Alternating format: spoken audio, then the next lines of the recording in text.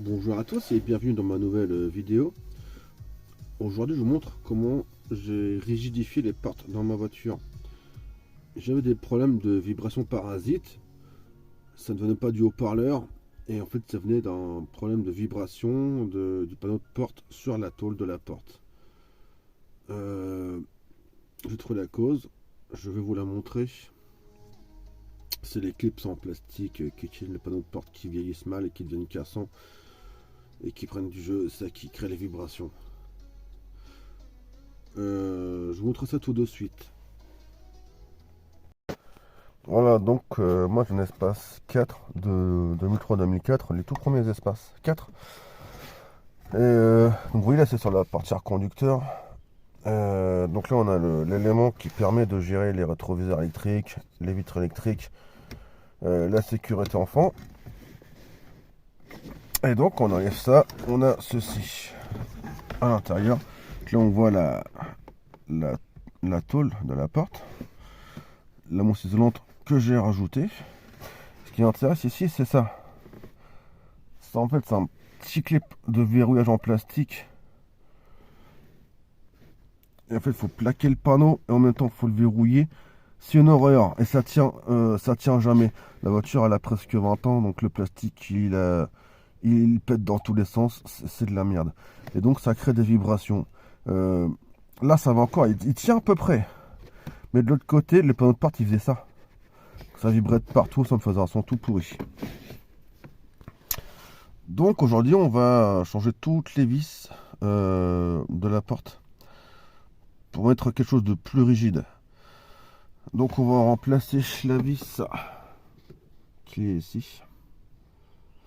On va mettre une vis ici avec enfin vous verrez ce que je vais monter. Il y a également deux vis en bas qui tiennent le panneau de porte en bas, celle-là aussi on va la remplacer. Pourquoi je remplace cette vis là pardon. Parce qu'en fait là c'est une vis qui passe comme ça sur le panneau de porte. Ce qui le retient c'est un petit truc en plastique. Ça c'est pareil, ça pète, ça vibre, c'est énervant. Donc je vous montrer ma méthode pour rigidifier tout ceci. Donc pour commencer on démonte le panneau de porte. On démonte le panneau de porte.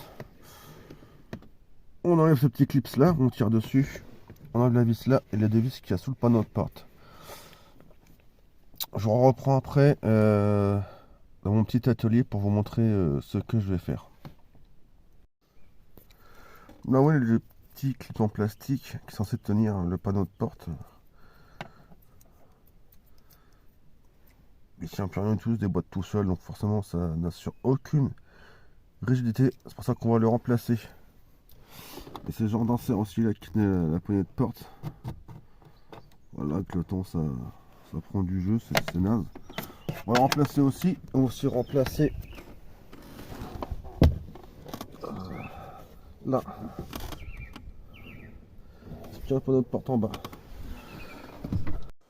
Voilà, alors pour la suite, vous aurez besoin de quoi percer et tarauder. Ça vient de chez Action. Alors, ça coûte pas cher. On aura besoin aussi de quoi couper, c'est un métaux. Et vis, écrou, rondelles. Voilà. Donc en fait le but, je vais vous faire un dessin. Voilà, bon, j'avais pas de feuille, mais on va quand même comprendre. Donc, imaginons qu'ici, c'est la porte en métal. Ici, on a le panneau de porte avec l'enceinte. Donc, d'origine, les vis sont comme ça. Derrière, on a les inserts en plastique là, je sais pas comment on appelle ça. Et à force, les trucs en plastique qui prennent du jeu et ça va bouger et ça fait des bruits parasites. Le but, ça va être de mettre la vis dans l'autre sens comme ça. Donc avec une rondelle, comme ceci. Et avec un écrou et une autre rondelle. On vient de plaquer comme ça. Et après on serre. Et voilà, on va plaquer le panneau de porte contre la porte. Le problème, c'est que quand on met le panneau de porte, on n'a plus accès à l'arrière de la vis pour pouvoir la tenir, pour mettre l'écrou correctement. C'est pour ça que je prends les écarts comme ça, que je vais couper comme ceci, tarauder au bon diamètre. Je vais mettre... mais donc l'écart est coupé, hein, là je l'ai laissé en angle comme ça pour qu'elle tienne sur la planche, mais bon, ce sera ça qui sera.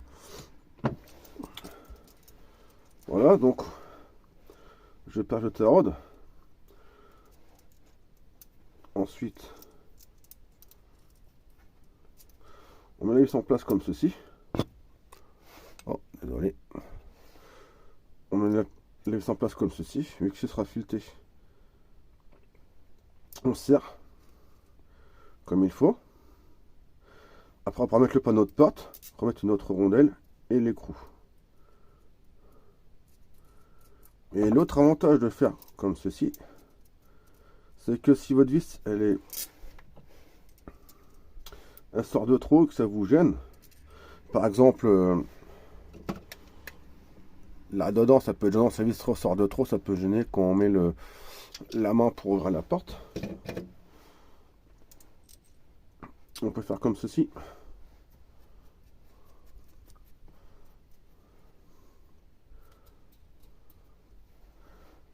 Hop, voilà, on fait comme ça.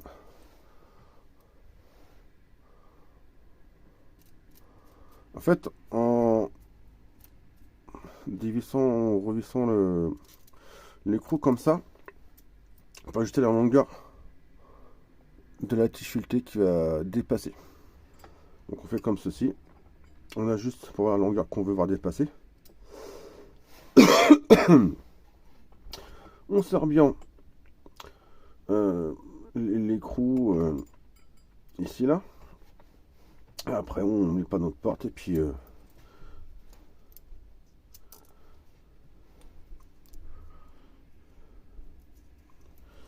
hop, écrou rondelle. Ce sera comme ceci.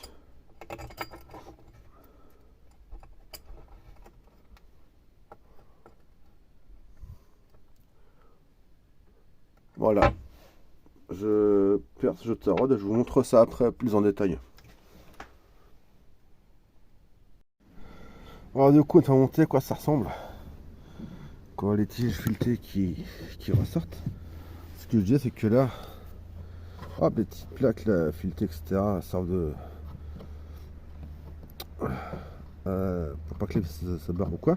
Donc derrière j'ai ajusté la longueur en fonction de ce que j'ai besoin. Derrière il y a donc un écrou, une rondelle. Après il y a simplement poser le panneau de porte dessus, remettre une rondelle, un écrou, on serre bien et terminé. Je vous montre ça une fois le panneau remonté. Voilà donc une fois terminé.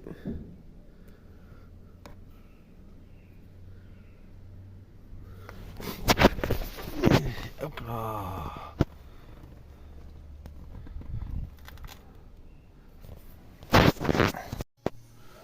Donc voilà, merci à tous d'avoir vu cette vidéo. J'espère que ça vous a appris des choses et que ça vous aura plu. Niveau rigidité, ça change vraiment beaucoup. Hein. Ça rend beaucoup moins flex qu'avant. Plus de vibrations parasites, parce que j'ai un souci avec des vibrations parasites justement. Donc voilà, j'espère que ce tuto vous aura aidé. Je vous souhaite à tous une bonne fin de journée et à bientôt.